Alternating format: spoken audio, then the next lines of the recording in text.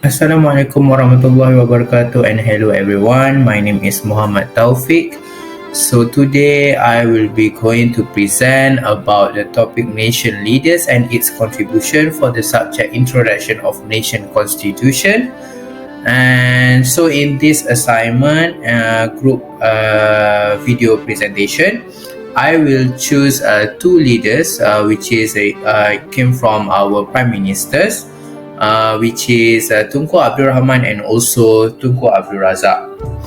So let's move to the first slide. There's a quote that written which is, "Let us always remember that unity is our fundamental strength as a people and as a nation."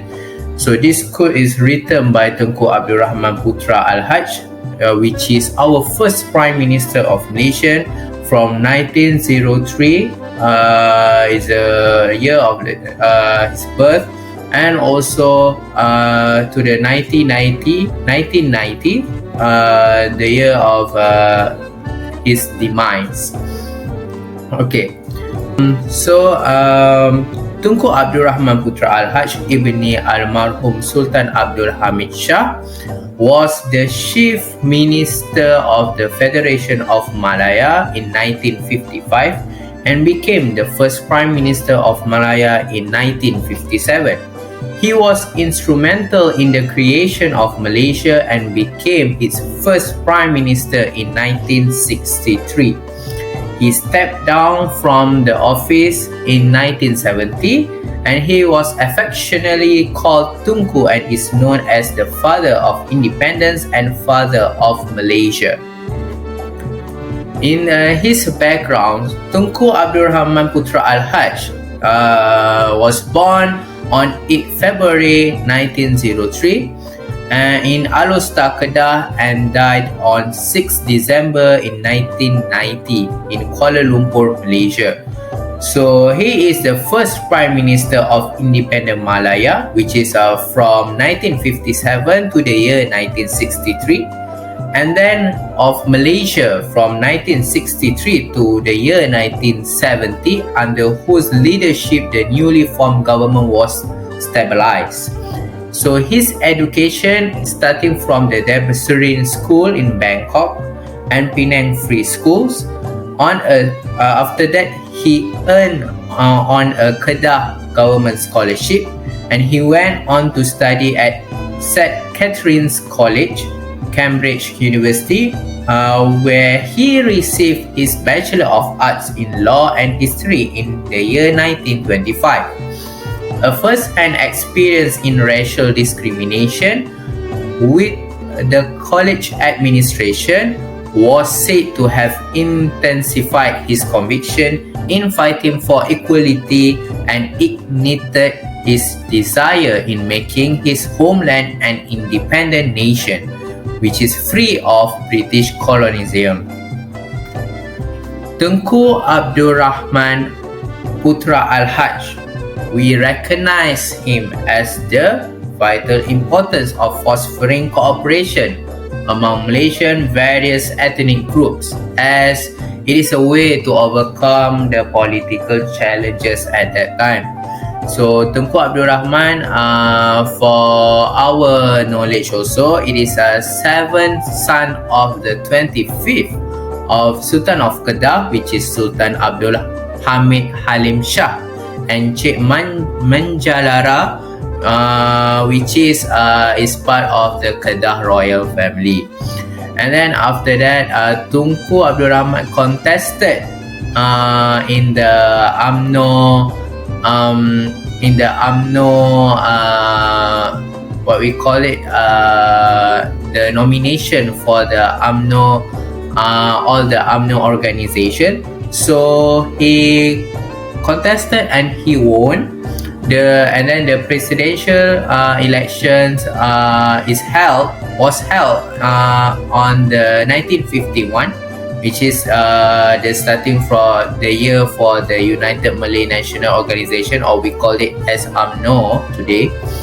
And after he won the UMNO president, he established a political coalition with the Chinese and Indians. So it resulted to the coalition that we know and exists today, which is a Barisan Nasional. So Tunku lead the negotiation for independence after that. And on 31st August 1957, so the form of Federation of Malaya declared, and we got the independence from the British without a drop of blood being spilled. So it was also Tunku who envisioned the idea of nation, which is a federation of Malaya, Singapore, which later which later been succeeded in 1965, and Sabah and Sarawak, which was established on 16 September in the year 1963. Tunku also has been recognized for his elevation of Islam to the status of official religion, and he was instrumental in the setting up of the Organization of Islamic Conference in 1969, of which he was the first Secretary General, and it can be said that Tunku Abdul Rahman's greatest single achievement was in giving Malaysians a sense of pride and nationhood.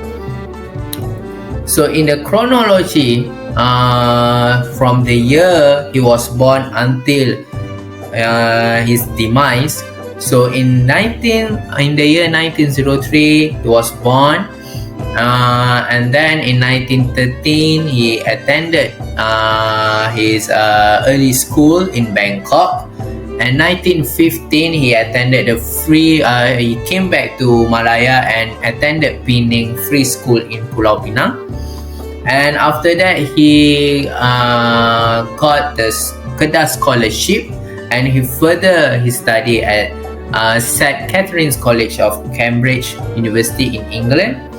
And 1931 he served in the Kedah Public Service, and 1938 he served as Sungai Petani District Officer and later in Kulim, Kedah. On the year 1940 he became the Deputy Director of Civil Defence in Southern Kedah.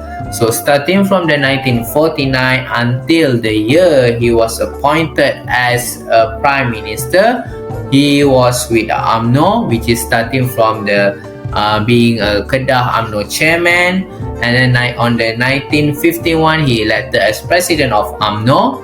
On 1954 he became the President of the Alliance Party, which is the combination of the MIC, MCA, and today we call it as a Barisan Nasional. And on the 1957 he became the Chief Minister of Malaya and also Foreign Relations Minister. On the 1959 he became the Member of Parliament for Kuala Kedah, and 1959 also he was elected as a Prime Minister of Malaysia. And after that, on 1964 he was elected also as a Minister of Culture, Youth and Sport. On the 1970 he resigned his position as a Malaysian Prime Minister and also President of UMNO, and he became the Secretary General of the Organization of Islamic Cooperation, OIC, in 1971. And after that he also resigned as a Kuala Kedah Member of Parliament, and after that he tried to form a new party, which is a Semangat 46 Party, on 1989 and become the advisor for that party. On the 1990, on the 6th of December, he passed away peacefully at Kuala Lumpur General Hospital. The next part is contributions. Contribution for the first point, which is everyone knows about it, which is the independence. Tunku Abdul Rahman Putra lead the efforts of UMNO and later the Alliance Party to discuss with the British government on the independence of Malaya. His endeavors resulted in the independence of Malaya agreement signed by the Malayan and British government representatives at Lancaster House, London on 8 February in the year 1956. The treaty set the date of independence of Malaya as 31st August 1957, which is our Merdeka Day. On the second point of his contribution, so Tunku Abdul Rahman also has succeeded in establishing a political cooperation through the Alliance Party that combines UMNO with MCA in 1952, followed by the MIC in 1954, and this political cooperation contribute to the unity of races in the newly independent plural country, where every race was represented at the federal level. And as for his next contribution, national security of Malaya, which is it faced a strong internal enemy at that time in the form of the government on the form of Armed Communist Party of Malaya, which is CPM, and that time is the advisor was Chin Peng, and then after that a state of emergency was proclaimed in 1948, followed the assassination of 3 British estate managers by the CPM, and in the year 1951 CPM killed Sir Henry Gurney, which is at that time is a governor of Malaya. So various attempts were made after that to defeat the communist threats, including banning the CPM, transfer the Chinese population to the new village in order to prevent them from voluntarily or involunteer helping the communists. So on 24th December in 1955, a meeting was held with the CPM in Baling, Kedah, and the meeting was led on the government side by Tunku Abdul Rahman, accompanied by Tun Tan Cheng Lock as MCA President and David Marshall as the Chief Minister of Singapore. And the communists were represented by Chin Peng as Chief of Delegation, Rashid Maidin and Chen Tian.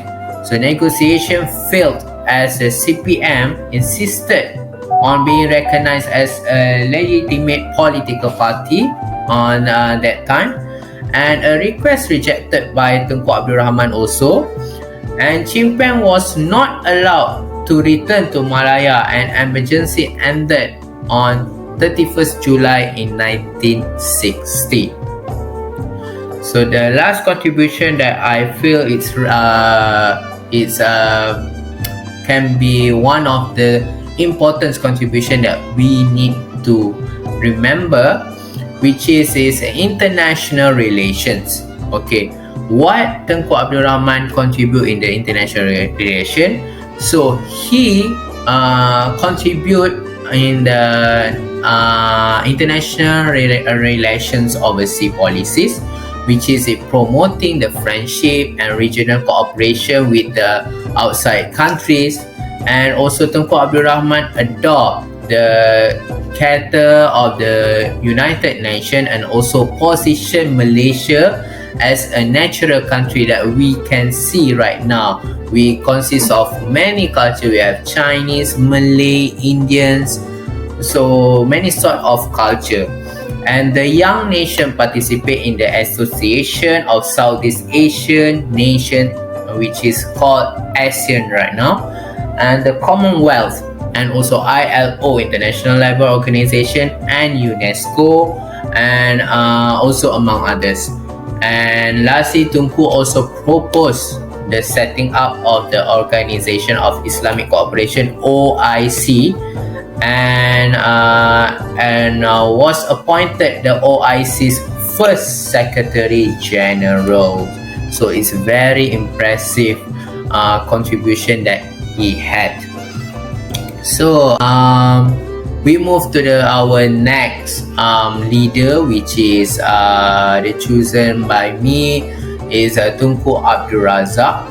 Okay, he said that this is our home. Malaysia is our home, and it is our determination to make this country a happy and prosperous country for all of us.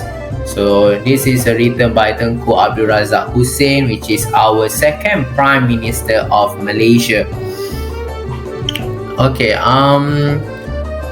Tun Abdul Razak, okay, is the second Prime Minister of Malaysia. Was the second Prime Minister of Malaysia, and it is the son of Datuk Hussein Muhammad Taib and Teh Fatimah binti Daud. And he graduated as an author barrister from Lincoln's Inn, London, and went on to politics after returning to Malaya in 1950. He was appointed as the Deputy President of UMNO in 1951 and joined the negotiation to achieve independence from the British. And Tun Abdul Razak later became the Deputy Prime Minister and Minister of Education after Malaya's independence in 1957. The new economic policy was his brainchild, with the purpose of eventually eradicating poverty and restructuring society to overcome economic imbalances. And apart from that, Tun Abdul Razak also introduced the Green Book and Red Book to plan and oversee rural development as well as the growth of the agricultural sector for his contributions toward rural and national development. And he is known as our country's father of development. Just now, Tengku Abdul Rahman, we recognize, people recognize and known him as country father of independence. So for Tengku Abdul Razak is a father of development. Okay, for Tun Abdul Razak Datuk Hussein's biography. So he was born on 11 March in the year 1922. He was born at the Pulau Keladi Pekan, Federation of Malaya at that time, and now we call it as Malaysia. And he was died peacefully on 14 January in the year 76 at the age of 53 in London, United Kingdom. And he was our second Malaysia Prime Minister from the year 1970 to the year 1976. So he was also a father for our sixth Prime Minister of Malaysia, which is Datuk Seri Najib Tun Razak. So Tun Abdul Razak started his early education in the year 1934. And he was selected by the Pahang resident to attend Malay College Kuala Kangsar, which is MCKK, where his leadership skills would be honoured. And it was there he learned to speak in English. And on the 1940, Tun Abdul Razak attended Raffles College, Singapore, where there were only 50 Malaysian students at the time. And his school's days, however, were interrupted when Japanese forces invaded Malaya. And after the end of the Second World War, Tun Razak received a scholarship to study law in London. And after that, he graduated as an author barrister from Lincoln's Inn on 1950. And during his studies, so Tun Razak was a prominent student leader of Kesatuan Melayu Great Britain, which is Malay Association of Great Britain, where he met Tengku Abdul Rahman at that time. And the chronology, I just make a summarize. Okay, starting from after he received his education in England, he came back. And on the 1943, he attended courses where he learned Japanese language and public admin, and also military training in Singapore. And after that, he was chosen as UMNO Deputy President on 1951. At that time, the president was Tunku Abdul Rahman. And on the 1952, he was appointed as State Secretary of Pahang, and also he married Tun Hajah Raha. And on the 1955, he was appointed as Acting Chief Minister of Pahang. And also Alliance Party, which is Barisan Nasional, won 51 of 52 contested seats during the Malaya's general election, and Tunku Abdul Rahman became the Chief Minister of the Federation of Malaya at that time. And on the government of Tunku Abdul Rahman, he was chosen to be Deputy Prime Minister and also Minister of Defence on the 1957, and also appointed as Minister of Rural Development on 1959. And after that, on the 1961, he was the one that proposed the idea for the formation of Malaysia. And on the 1963, Malaysia is formed, consisting of Federation of Malaya, Sabah, Sarawak and Singapore. And on the 1964, Alliance Party, which is Barisan Nasional, won 89 of 103 contested seats during general election. And on the 1966, he made a confrontation with Indonesia and ended after President Sukarno was overthrown. And on the 1971, he became the second Prime Minister of Malaysia after Tunku Abdul Rahman was resigned.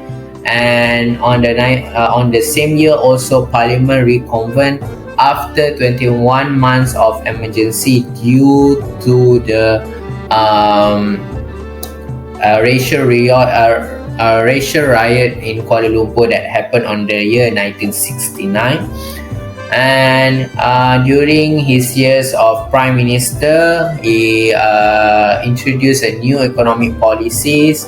And on the 1973, he replaced Tun Dr. Ismail Abdul Rahman, which is his Deputy Prime Minister, to Tun Hussein On, which is later on become our third Prime Minister of Malaysia. And Tun Abdul Razak also started a diplomatic relationship with the first country, which is China, and then made an official visit at the end of May in the same year. And then on the 1975, he received treatment for leukemia in London. On 1976, he passed away peacefully on the 14th January. So what we can conclude on its contributions to our country? So the first, I think we can say as one of the main contribution that he had contributed during his years, which is education, which is in 1955, Tunku Abdul Razak was appointed as the Minister of Education. So during that time, he formulated the national education policy through the Razak report, and the report was announced on 16 May on 1956 and was drafted with the objective of changing the way students learn. So that's why we call Hari Guru is on the 16 May every year, because of the drafted with the objective of changing the way students learn was approved. And some of the issues in the report that was concluded were the standardization of the syllabus in all schools across the country, which is at that time using Bahasa Malaysia as a medium of learning in all education institutions, regardless of kindergarten, or primary schools, secondary schools, and also colleges and universities, and promoting racial harmony from preschools. And he also ordered the construction of more than 3,000 schools and enable more than 3 million illiterate adults to read and write through special classes in rural areas. So it's a big achievement in the education sector at that time. Okay, so as for his second contributions towards our country, which is the economy, and in the less than 6 years, Tun Abdul Razak became the Prime Minister of Malaysia. The country experienced high rates of growth, and the new economic policy, which was introduced in 1971, had the objective of eradicating poverty and restructuring society to overcome economic imbalance. He and the second generation politicians, why we call it second generation politician, because it is a second cabinet that Malaysian have that time after Tunku Abdul Rahman's cabinet. So they saw the need to close the society economic gap between races, especially after the racial riot of 13 May in 1969. And under his leadership, the country saw the rise of Bumiputra involvement in the economic sector, especially with the establishment of agencies like MARA and also Pernas, which is first proposed by the Bumiputra Economic Congress. Okay, for the third contributions, I presume that every Prime Minister has their own contributions toward international relations. So for Tun Abdul Razak, at that time, Malaysia foreign policy under him was a continuation of its domestic policies, which focused on maintaining security and peace, economic strength, and other national interests.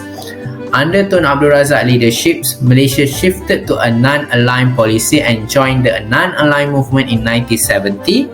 And the country's foreign policy shifted from a pro-Western one to neutral, where the country would maintain good relations with all countries regardless of ideologies.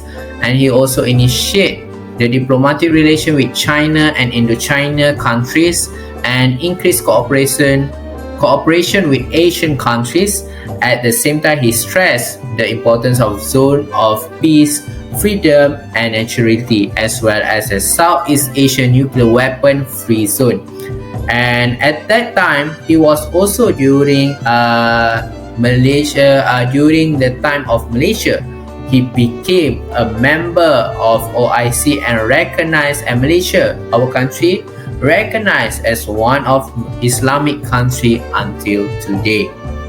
So in my perspective, it is one of the biggest achievement that he contributed to our country, Malaysia.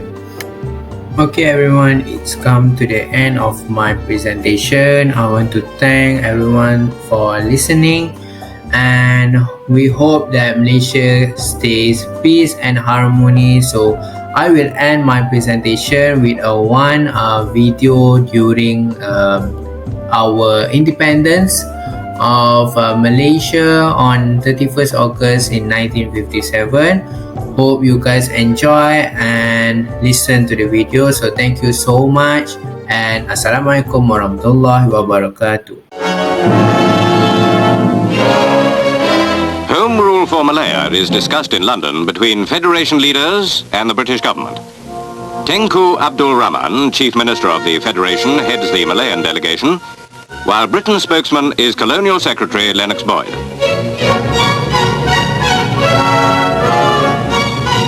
Britain favours Malayan self-government. Malayans are eager for it. The question is, how? Abdul Rahman believes his people are ready. He tells the conference, "My people have asked that Malaya be given independence, if possible, during 1957.